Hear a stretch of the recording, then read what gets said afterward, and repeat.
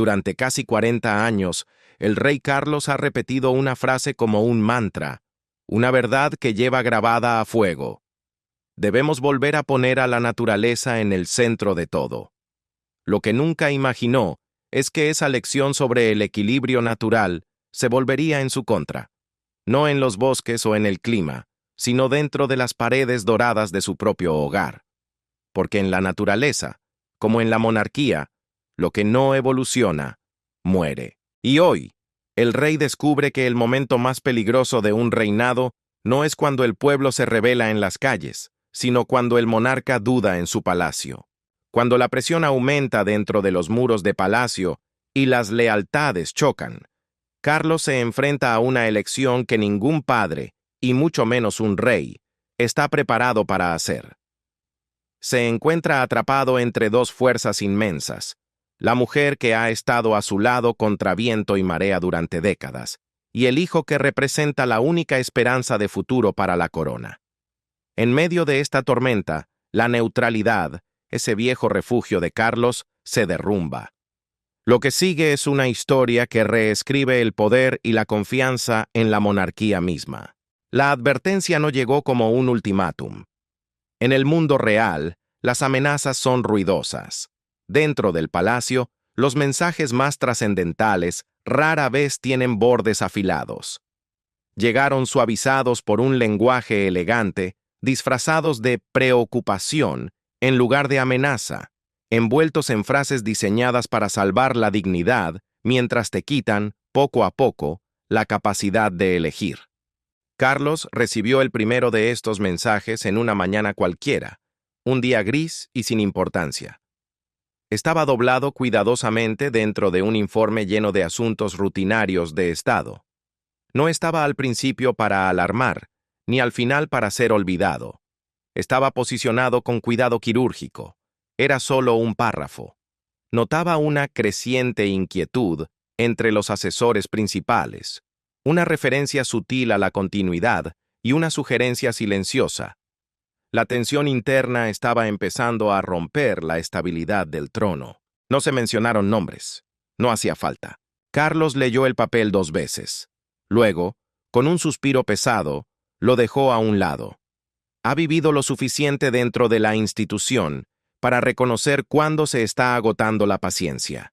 Durante décadas, la monarquía sobrevivió retrasando los problemas, absorbiendo los golpes y dejando que personalidades difíciles convivieran, siempre y cuando el público no viera las grietas. Carlos heredó no solo la corona, sino esta filosofía de aguantar y esperar. Pero aguantar, estaba empezando a comprender con dolor, tiene sus límites. Esa inquietud no apareció de la noche a la mañana. Se había estado construyendo en incrementos tan pequeños que parecían casi educados. Un cambio en la agenda por aquí, un ajuste de acceso por allá, invitaciones que se enviaban a unos y, silenciosamente, se ocultaban a otros. El personal, los que sirven el té y abren las puertas, lo notaron primero. Siempre lo hacen. Son los ojos invisibles de la historia. Luego lo notaron los asesores y, inevitablemente, el heredero. Las preocupaciones de Guillermo fueron medidas al principio. No hubo gritos ni portazos. Eran conversaciones privadas, frases cuidadosas, observaciones inteligentes en lugar de acusaciones directas. El príncipe de Gales hablaba de imagen pública, de credibilidad a largo plazo. Hablaba de la peligrosa diferencia entre una influencia que estabiliza y una influencia que borra las líneas de quién manda realmente. Carlos escuchaba, asentía y tranquilizaba. Retrasar la decisión parecía razonable. Retrasar siempre parece la opción fácil, pero el tiempo cobra intereses muy caros. Semana tras semana, la atmósfera se volvió más densa. La segunda advertencia llegó verbalmente, durante una reunión a altas horas de la noche. El tono era respetuoso, casi como pidiendo perdón, pero el mensaje era un trueno.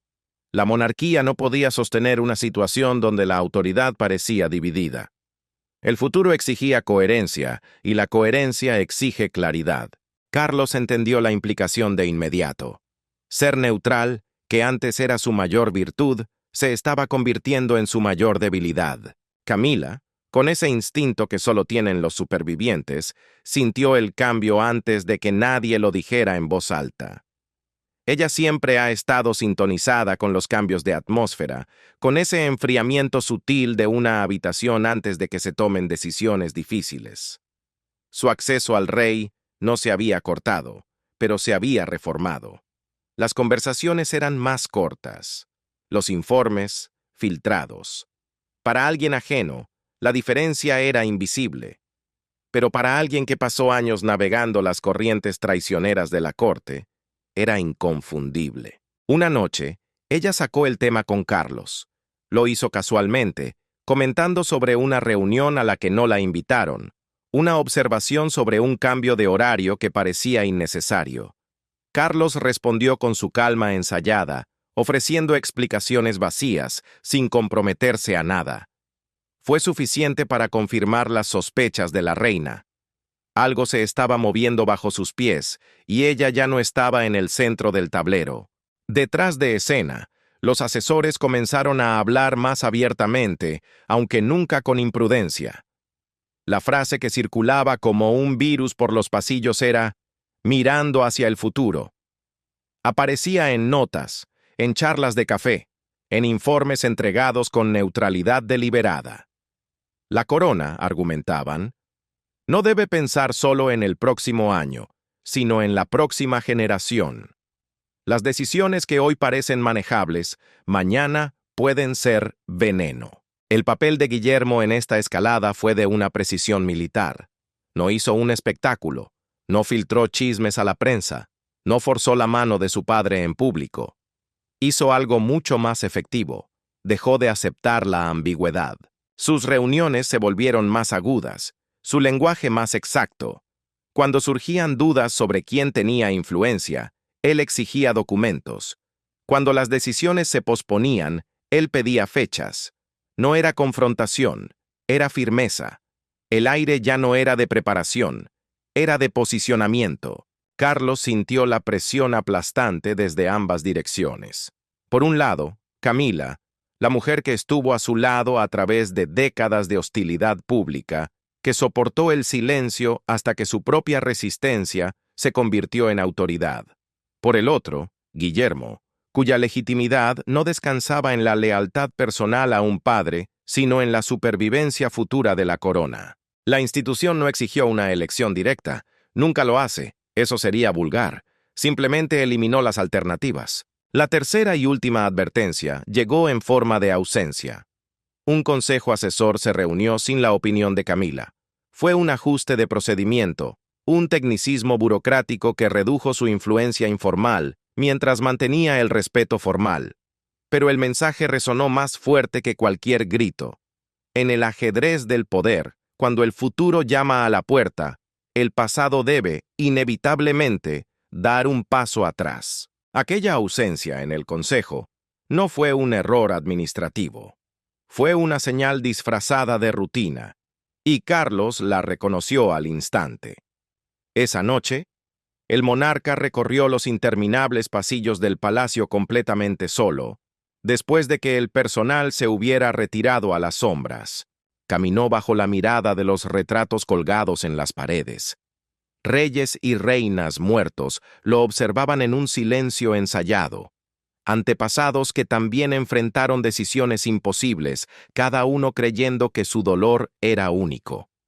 Pero Carlos no encontró consuelo en ellos, solo perspectiva. Había esperado toda su vida para llevar la corona.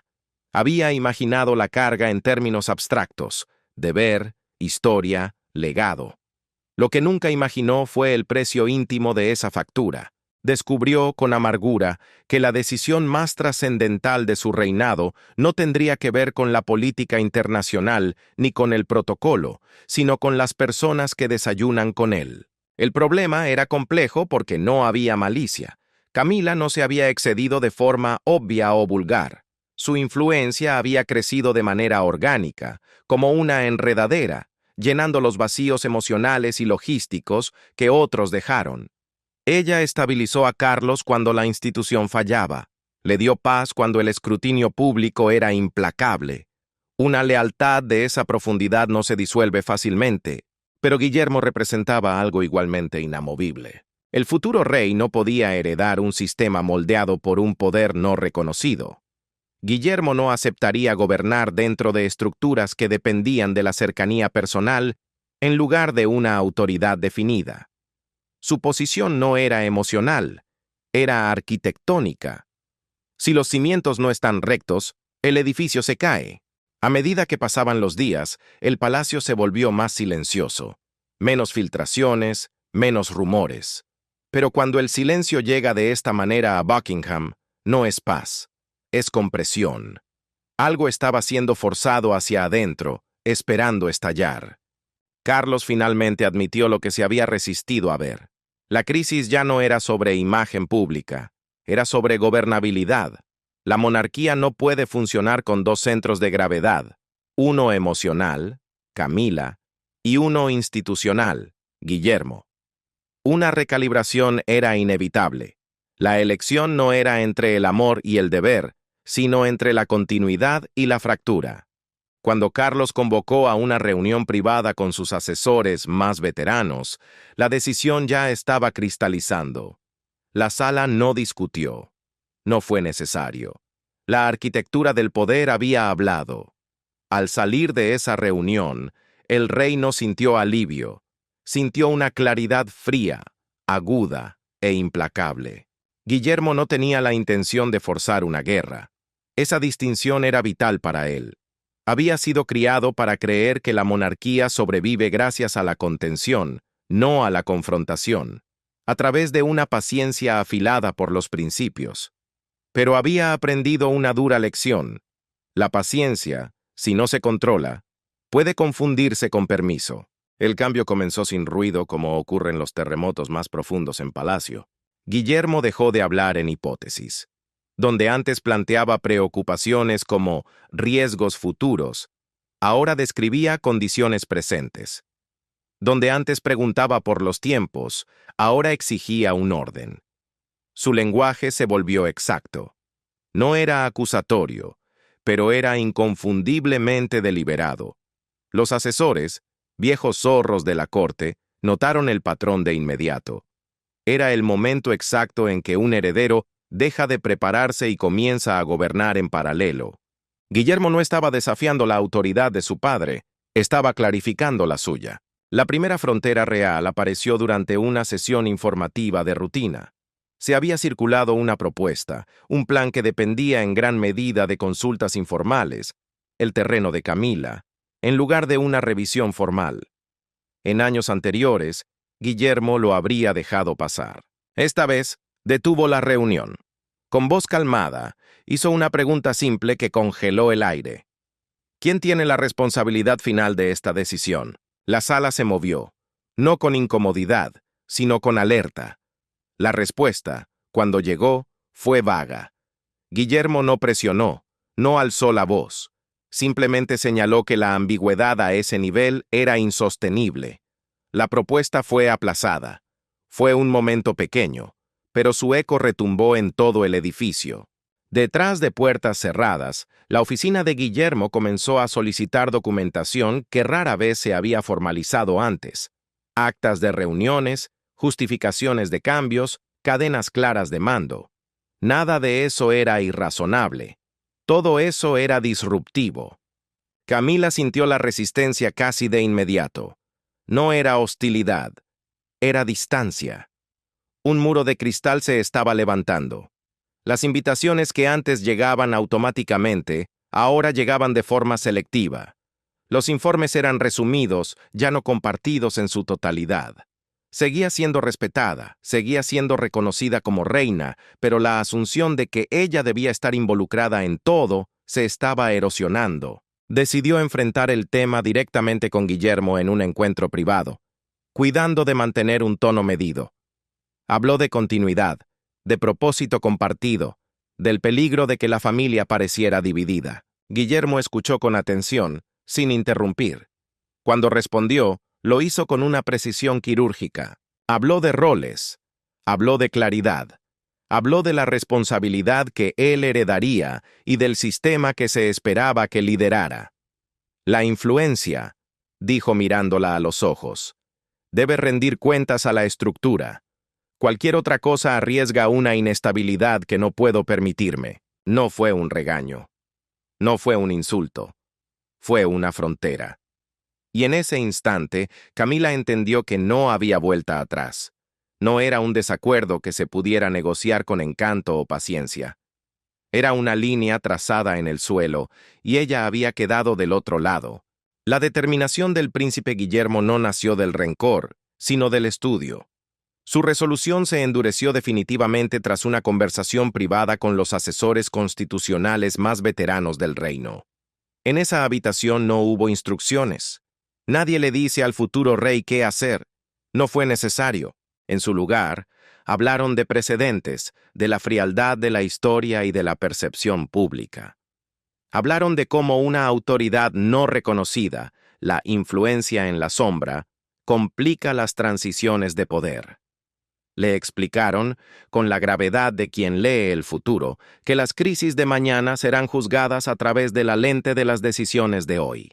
Guillermo absorbió cada palabra sin hacer comentarios. Su rostro no mostraba emoción porque su posición ya no era emocional. Se había vuelto estratégica. La presión sobre el rey Carlos se intensificó a medida que la postura de Guillermo se hacía más visible dentro de la institución. Los asesores, esas piezas clave en el engranaje de la monarquía, se encontraron alineándose poco a poco. No lo hacían por deslealtad al rey, sino por pura necesidad de supervivencia profesional. Los sistemas burocráticos siempre gravitan hacia la claridad, y la claridad, cada día más, tenía el nombre de Guillermo. Carlos sintió el cambio de forma aguda, como un dolor viejo que regresa con la lluvia. Lo más doloroso no era la rebelión, sino la obediencia. Su hijo no lo estaba desafiando.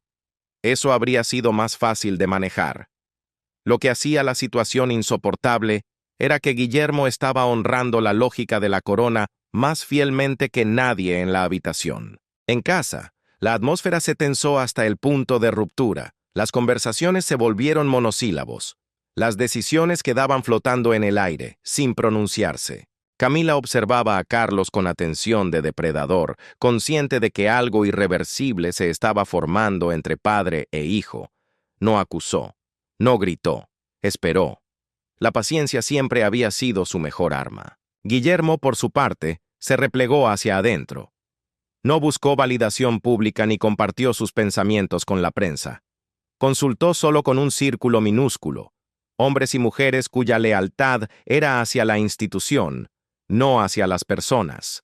Entendía el costo del error. El momento definitivo, el que cambiaría el curso del reinado, llegó durante una sesión de planificación estratégica diseñada para mirar varios años hacia el futuro.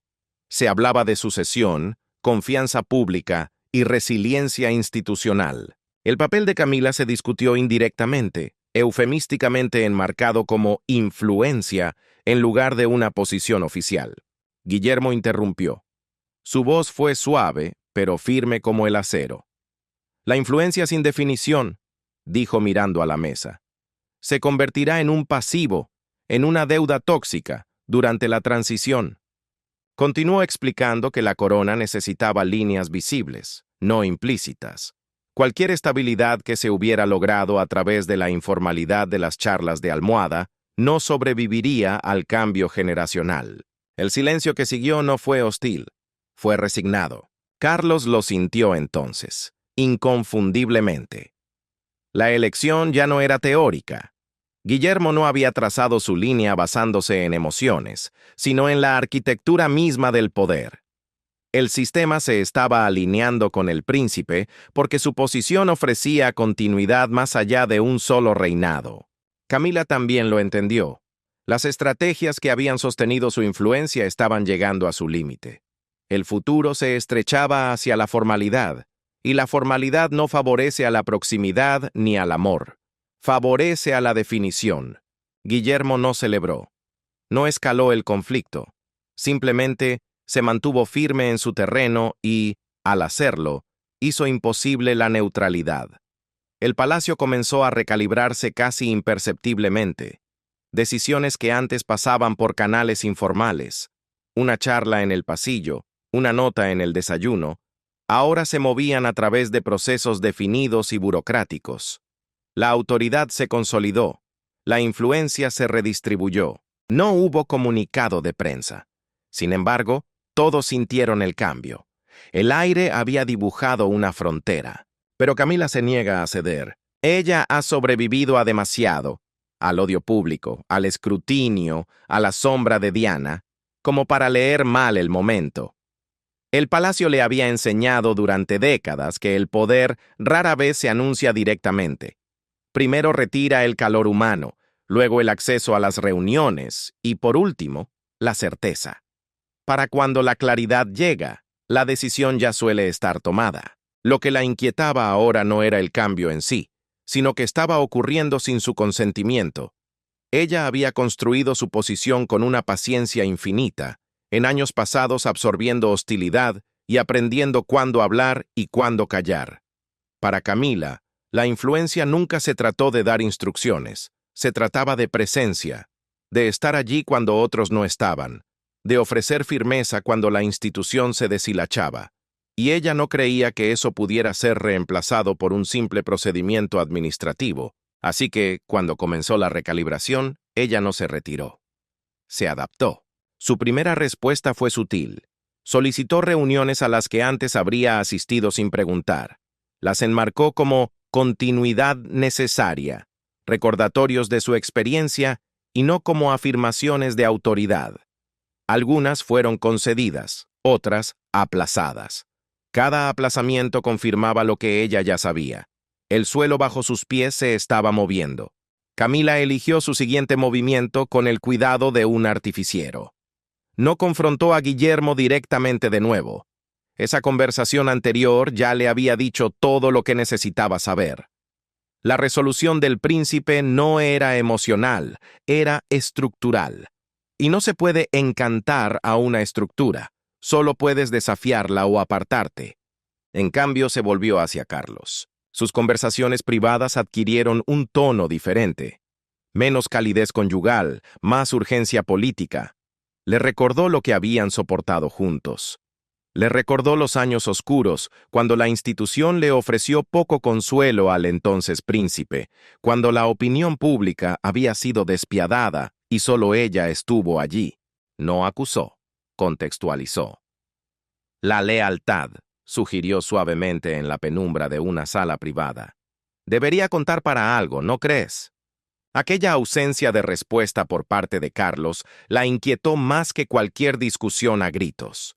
Camila, estratega veterana, comprendió que las lágrimas no ganarían esta batalla. Así que presionó más a fondo, pero cambió de táctica. Ya no apeló al corazón, sino a la práctica. Habló de continuidad. Habló de cómo una recalibración abrupta, esa palabra elegante que usaban para borrarla, arriesgaba desestabilizar la misma coherencia que los asesores afirmaban proteger. Advirtió sobre las consecuencias no deseadas. Apartar a una reina consorte, incluso silenciosamente, sería notado mucho más allá de los muros del palacio. La prensa lo olería, el público lo juzgaría. Carlos no estuvo en desacuerdo. Ese era precisamente el problema. Tampoco se comprometió a defenderla. Entre bastidores, los aliados de Camila comenzaron a sentir la asfixia. Individuos que durante años habían llevado su voz y su perspectiva a las reuniones importantes se encontraron de repente marginados. No fueron despedidos, eso sería demasiado tosco. Simplemente fueron diluidos. Sus opiniones eran escuchadas cortésmente, asentidas con la cabeza y luego, silenciosamente, anuladas por el proceso. La institución estaba cerrando filas alrededor de la formalidad. Camila reconoció la estrategia de inmediato. No era personal, era sistémica, y por eso era terriblemente efectiva. Aún así, se negó a ceder. Su resistencia no tomó la forma de un desafío abierto, sino de insistencia. Siguió apareciendo, siguió participando, siguió actuando como si este cambio fuera solo una fase temporal, un ajuste momentáneo en lugar de un cambio permanente de era. Había lógica en su locura. Ella sabía que las instituciones a menudo corrigen en exceso y luego se ablandan. Pero cometió un error fatal. Subestimó la finalidad de la frontera que Guillermo había trazado. Guillermo no luchó contra su resistencia, no discutió con ella, simplemente siguió construyendo alrededor de ella. Las reuniones se estructuraron sin su aporte, las decisiones se documentaron, la autoridad se clarificó. El sistema ya no dependía de la estabilización informal que ella proveía. Estaba siendo rediseñado, ladrillo a ladrillo, para funcionar sin ella. Carlos sentía la presión aplastante desde ambos lados. La negativa de Camila a dar un paso atrás hacía que la elección fuera visible y dolorosa. La negativa de Guillermo a ceder la hacía inevitable.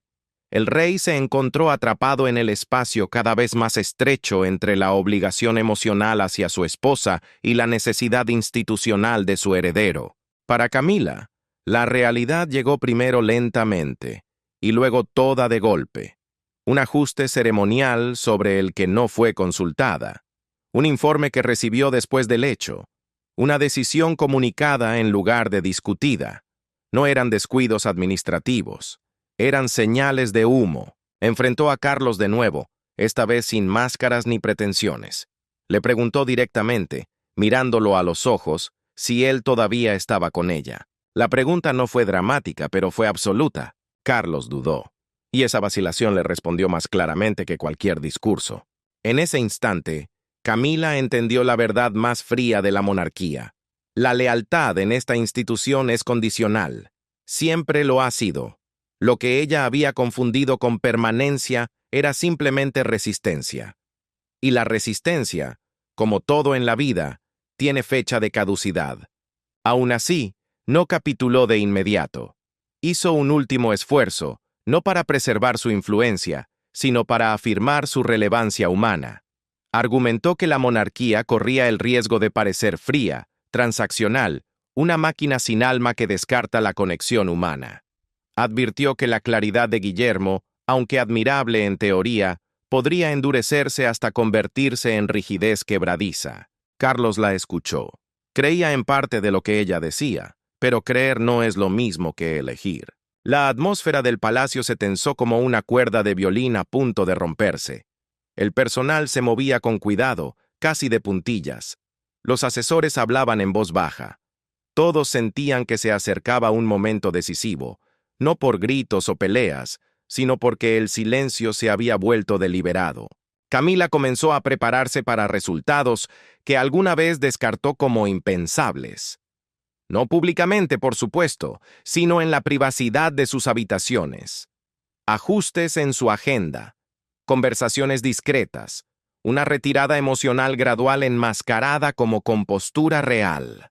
Había aprendido hace mucho tiempo que la supervivencia requiere preparación, pero debajo de esa compostura había algo más afilado. No era miedo, era desafío. No podía creer que sus años junto a Carlos pudieran reducirse a un problema administrativo. No creía que la institución pudiera descartarla sin pagar un precio. Lo que no logró comprender es que el precio ya había sido calculado, y la corona había decidido pagarlo. La posición de Guillermo había reformado la lógica interna del palacio. Los asesores se alinearon con la claridad. Los procesos se endurecieron. La corona estaba eligiendo la continuidad sobre la acomodación, y la continuidad, en este caso, ya no incluía la centralidad de Camila. Cuando el momento finalmente llegó, no se sintió como una confrontación. Se sintió como una conclusión. Camila se había negado a ceder, pero la institución ya no requería su consentimiento. Y el rey Carlos, de pie entre la historia y su herencia, se estaba quedando sin tiempo para retrasar la decisión que definiría su reinado. La elección irreversible del rey no llegó como un acto repentino de voluntad heroica, llegó como agotamiento. Carlos había pasado su vida preparándose para la responsabilidad, pero nada lo había preparado para la inmensa soledad de este momento. El palacio estaba más tranquilo ahora, no porque hubiera menos actividad, sino porque todos estaban esperándolo a él. Lo sentía en la forma en que las reuniones terminaban antes de lo planeado. Lo sentía en la forma en que los asesores dejaron de ofrecerle alternativas y comenzaron a presentarle resultados. Lo sentía en la cuidadosa neutralidad del lenguaje que asumía una resolución en lugar de un debate. La institución había llegado a su conclusión. Solo faltaba que el rey la pronunciara en voz alta. Carlos se refugió en la rutina como una forma de pensar, buscando en los papeles la respuesta que su corazón se negaba a darle. Las madrugadas del rey se convirtieron en un ritual de soledad. Largas caminatas por pasillos que conocía de memoria, leyendo informes que ya entendía antes de abrir la carpeta. Carlos no estaba leyendo para informarse, estaba ganando tiempo, no para evitar la decisión. Esa ya estaba tomada en su fuero interno, sino para medir la magnitud del daño. Siempre había creído que ser rey requiera resistencia. Ahora, bajo la luz pálida del amanecer londinense, comprendía que lo que realmente requiere es sacrificio, y no el tipo de sacrificio abstracto del que se habla en los discursos bonitos, sino el sacrificio que arranca un pedazo del alma. Camila lo observaba de cerca. Lo conocía desde hacía demasiado tiempo como para malinterpretar su silencio. Sabía que él ya no estaba sopesando posibilidades. Estaba guardando luto por el desenlace antes de que ocurriera. Esa comprensión cambió algo dentro de ella. La discusión interna se detuvo. Los recordatorios de su lealtad pasada se desvanecieron. En su lugar, se aferró a la dignidad, intuyendo que la dignidad podría ser lo único que le quedaba por negociar. Su encuentro final no fue una escena de ópera. No hubo voces alzadas, ni platos rotos, ni ultimátums dramáticos.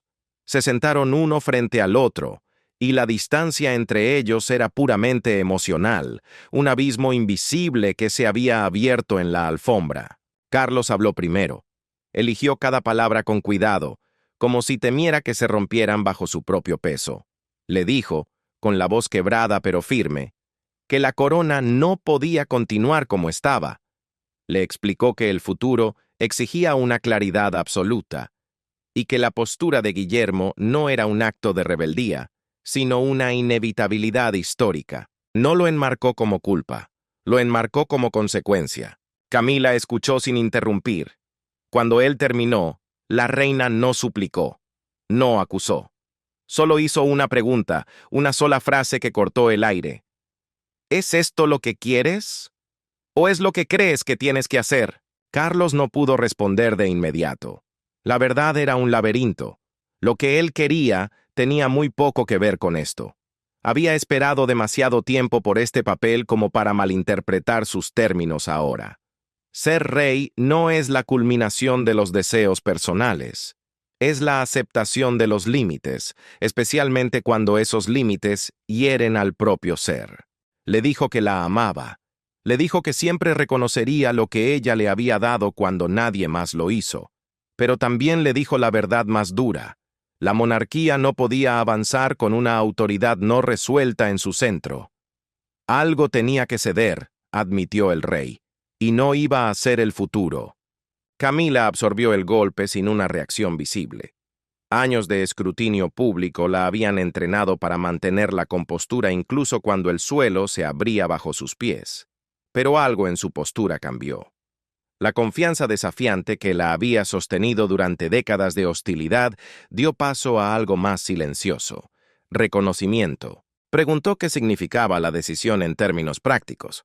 Carlos explicó sin eufemismos: una retirada de ciertas funciones, una reducción de su presencia pública, un retorno a roles limitados y claramente definidos. No era un exilio, no era un borrado, pero era el fin de su centralidad. Camila asintió una vez. No discutió. Entendió que el tiempo de los argumentos había terminado. Cuando salió de la habitación, Carlos permaneció sentado mucho tiempo después de que la puerta se cerrara. No sintió alivio. Solo sintió una quietud hueca, ese tipo de silencio absoluto que sigue a las decisiones que no se pueden deshacer. No había elegido entre una esposa y un hijo. Había elegido entre la permanencia de la institución y su fractura. El costo simplemente había sido personal. El palacio respondió casi de inmediato. no con anuncios en los periódicos, sino con alineación, horarios ajustados, informes reescritos, asesores recalibrados. El lenguaje cambió. La maquinaria de la monarquía, una vez activada, se movió con una eficiencia silenciosa y letal. La decisión se estaba implementando antes de que el público siquiera sospechara que se había tomado. Guillermo fue informado en privado. La conversación fue breve, respetuosa y pesada como el plomo. El príncipe no agradeció a su padre, no celebró. Reconoció el peso de la elección y aceptó la responsabilidad que conllevaba. Su relación cambió en ese instante. Dejaron de ser solo padre e hijo para convertirse en algo más cercano a iguales, dos hombres atados por la consecuencia en lugar de por la expectativa. Guillermo entendió que aquello no era una victoria, era una herencia. Camila comenzó su retirada con cuidado, sin dramatismos. Mantuvo las apariciones que ya estaban programadas, pero rechazó las nuevas. Reenfocó su presencia como apoyo en lugar de liderazgo. Para el mundo exterior, parecía discreción. Dentro del palacio, se entendió perfectamente lo que era. Una línea había sido trazada. El personal reaccionó con profesionalismo teñido de simpatía. Muchos habían trabajado con ella durante años. No chismorrearon, no especularon, se ajustaron. Esa es la cultura de la Casa Real. Lealtad expresada a través de la eficiencia. Carlos observó todo esto con un desapego que le sorprendió incluso a él mismo. La decisión lo había aislado emocionalmente. No porque fuera fácil, sino porque era final. No habría dudas, ni reversiones parciales. Había cruzado el umbral que todo monarca enfrenta eventualmente. El momento en que la corona pesa más que el hombre que la lleva. En los momentos de quietud, sentía la pérdida agudamente. No solo la pérdida de la compañía constante, sino de una versión de sí mismo que había creído ingenuamente que el amor podía coexistir indefinidamente con el poder absoluto. Esa ilusión lo había sostenido durante años. Pero no pudo sobrevivir al trono. El palacio se asentó en un nuevo equilibrio. No era estable todavía, pero tenía una dirección. Los asesores hablaban con renovada confianza. Los procesos fluían con menos interrupciones. La institución había elegido la claridad, y la claridad, aunque fría como el mármol, es efectiva. La ausencia de Camila se volvió notable precisamente porque no fue anunciada. Una presencia familiar simplemente retrocedió. Una voz, que antes se daba por sentada en cada decisión, simplemente dejó de ser consultada. El silencio que rodeaba a la reina consorte era deliberado y, por lo tanto, atronador. Mucho más ruidoso que cualquier declaración oficial. Carlos sabía que la decisión eventualmente saldría a la luz pública, deformada por la narrativa de la prensa y la especulación de los curiosos. Pero aceptó una verdad fundamental. Lo único que importaba era que, dentro de las rejas del palacio, la pregunta había sido respondida. La elección estaba hecha. No había camino de regreso.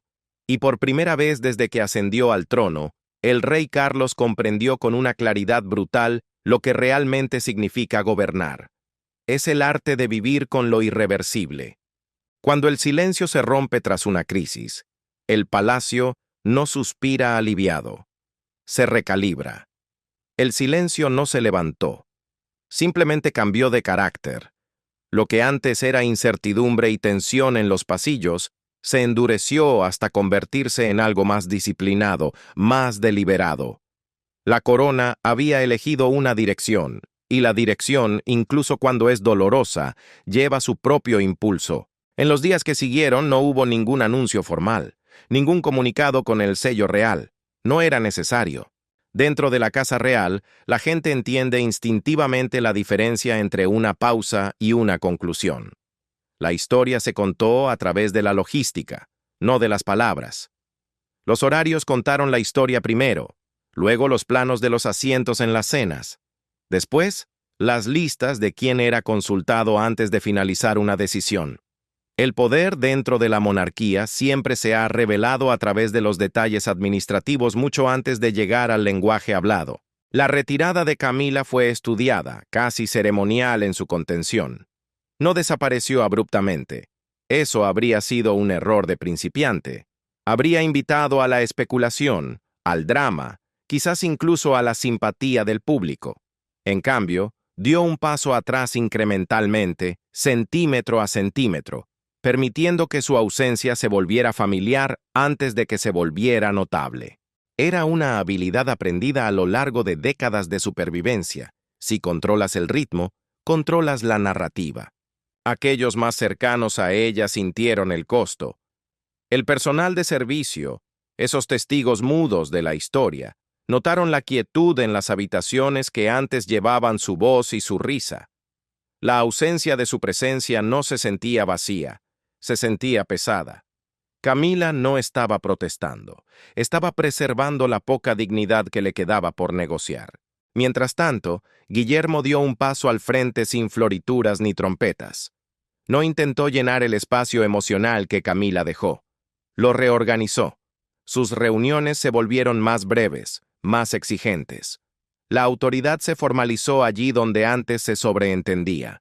No estaba remodelando la monarquía públicamente para las cámaras, sino internamente, en los despachos oscuros donde realmente importa. Para sorpresa de muchos, los asesores encontraron la transición más fácil de lo esperado.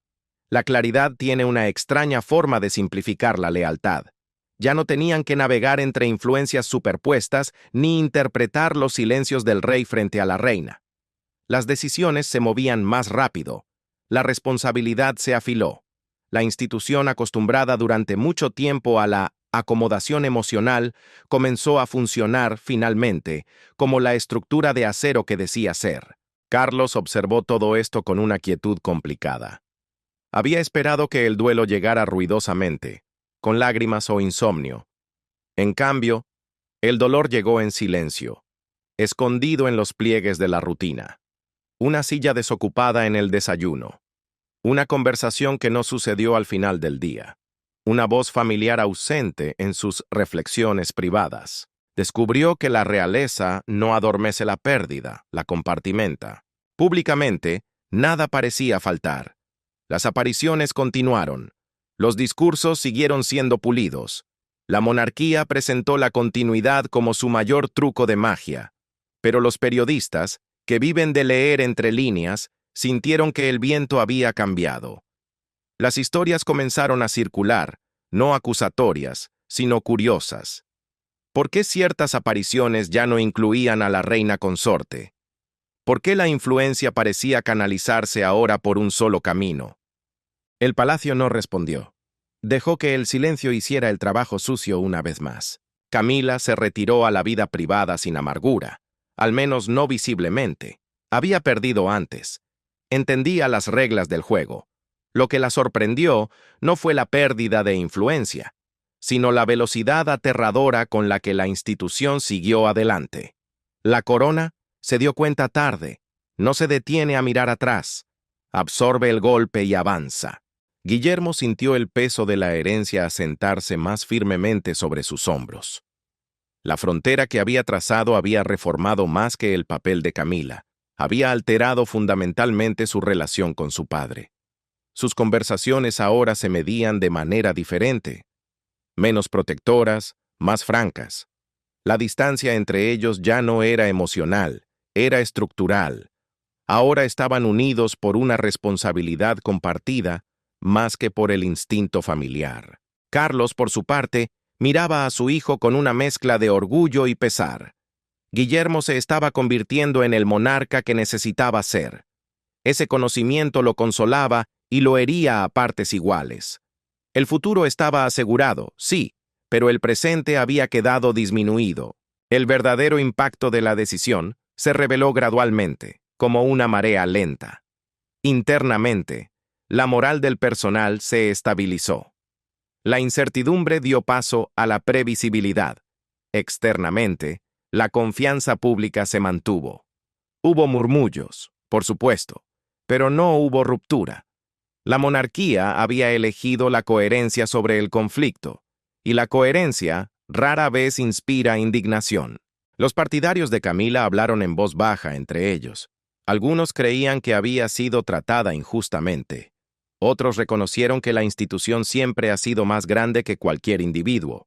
La mayoría entendió ambas verdades simultáneamente. Esa complejidad, también, era parte de la resistencia de la monarquía. Carlos marcó el momento en privado, no ceremonialmente. No hubo gesto simbólico ni cierre ritual. Comprendió que este capítulo de su vida no se resolvería con un final limpio. Simplemente retrocedería, dejando su huella detrás como una cicatriz en la piedra. La realeza exigía ese tipo de aceptación. A medida que las semanas se convertían en meses, el nuevo equilibrio se endureció hasta hacerse permanente. La influencia de Guillermo se normalizó. La ausencia de Camila se volvió esperada. Y el rey, finalmente solo en la cima, siguió caminando. El palacio no la borró de la memoria, pero cometió un acto más definitivo. Dejó de girar a su alrededor. Como un barco inmenso que corrige su rumbo en medio del océano, el sistema ajustó su peso. La maquinaria encontró un nuevo centro de gravedad, y en ese nuevo equilibrio, la reina consorte ya no era el ancla. La historia, con su pluma fría y distante, no registrará esto como una confrontación dramática. No habrá una fecha marcada en rojo en los calendarios escolares, ni una declaración definitiva que se enseñe en los libros de texto. Dentro de 50 años, los eruditos debatirán este momento, tratando de unir las pistas dejadas en agendas oficiales y discursos vacíos, buscando el instante exacto en que la luz cambió. Pero dentro de los muros de palacio, la verdad ya estaba asentada como el polvo sobre los muebles antiguos. El rey Carlos había tomado su decisión final. Había elegido la continuidad sobre la intimidad. Había elegido a la corona sobre la compañera que lo había sostenido cuando el mundo lo odiaba. No fue una victoria moral, fue una necesidad institucional. Y al tomar esa decisión, Carlos finalmente se convirtió en lo que la monarquía requería que fuera. Ya no era el marido buscando equilibrio, ni el padre negociando su legado. Era por fin el rey. Un hombre que había comprendido la lección más dura de todas. La corona no se inclina ante el amor, solo se inclina ante el tiempo. Cuando el silencio finalmente se rompió, no lo hizo con el estruendo del escándalo, sino con el suspiro de la aceptación. La monarquía perduró, cambió, se endureció, pero permaneció intacta. Y el costo de esa supervivencia, como siempre ha sido a lo largo de los siglos, fue pagado en privado por aquellos más cercanos al poder. El verdadero poder dentro de la monarquía rara vez se ejerce en un balcón frente a las multitudes. Se siente en la ausencia, se siente en las decisiones silenciosas que se toman en habitaciones cerradas, se siente en las relaciones que cambian de temperatura sin ninguna explicación pública. Si quieres entender cómo la corona sobrevive realmente a momentos como este, más allá de los titulares y el ruido, quédate con nosotros. Suscríbete ahora. Porque aquí es donde contamos las historias que se forjan en el silencio. Las historias donde la lealtad, el legado y las consecuencias colisionan discretamente para cambiar el curso de la historia. El curso de la historia. El curso de la historia. El curso de la historia. El curso de la historia. El curso de la